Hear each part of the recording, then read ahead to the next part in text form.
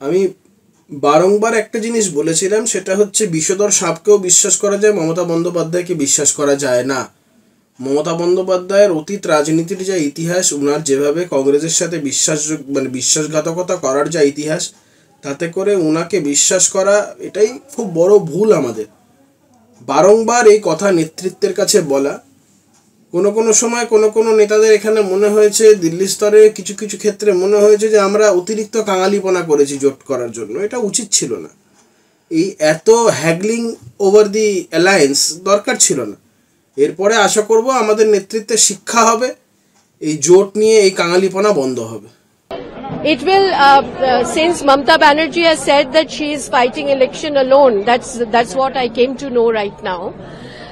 I think she will indirectly helping BJP, of course, because we already know that she has a tacit understanding with BJP, and this decision has proved, being in the India she was there for so long, and all of a sudden she has changed her opinion.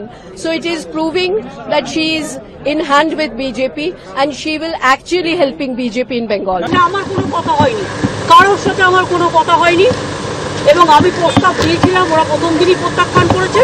তখন থেকে আমাদের দল সিদ্ধান্ত নিয়েছে আমরা বাংলায় একা চলবো। ইভেন ওরা যে আজ থেকে র্যালি করেছে, আমাদের একবার অ্যাজ এ ম্যাটার অফ কার্সি, আমি ইন্ডিয়ান অ্যালায়েন্স আমাকে একবার জানিয়েছে দিদি আপনার রাজ্যে যাচ্ছি, না জানাইনি। সুতরাং আমার সাথে কোনো সম্পর্ক নেই বাংলার ব্যাপারে। অল ইন্ডিয়ায় কী করবো না করবো আপনার ইলেকশন ভাববো।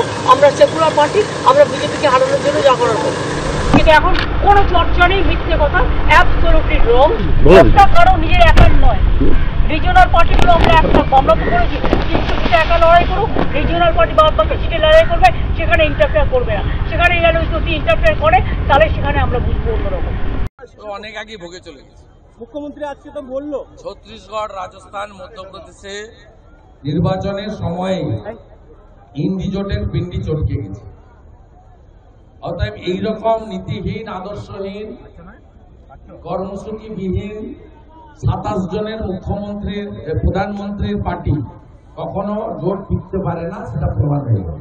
আমরা কিন্তু দীর্ঘদিন ধরে বলে আসছি যে সর্বভারতীয় কংগ্রেস, এআইসিসির এই দ্বিমুখী যে পদক্ষেপ, দ্বিচারিতা, তার জন্য ক্রমশ জলটা ঘোলা হচ্ছে।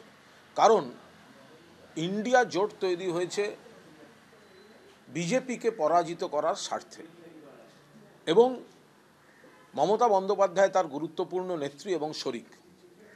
কংগ্রেস নেতৃত্ব মমতা বন্দ্যোপাধ্যায়কে এবং তৃণমূল কংগ্রেসকে চাইবে মমতা বন্দ্যোপাধ্যায় সেই দায়িত্ব এবং দায়বদ্ধতা পালন করবেন, আর পশ্চিমবঙ্গে এসে কংগ্রেসের তাদের রাজ্য শাখা তারা বিজেপিকে অক্সিজেন দেবে, সিপিএমের সঙ্গে হাত মিলিয়ে তৃণমূল কংগ্রেস নেতা নেত্রীদের বিরুদ্ধে কুৎসা করবে, আক্রমণ করবে।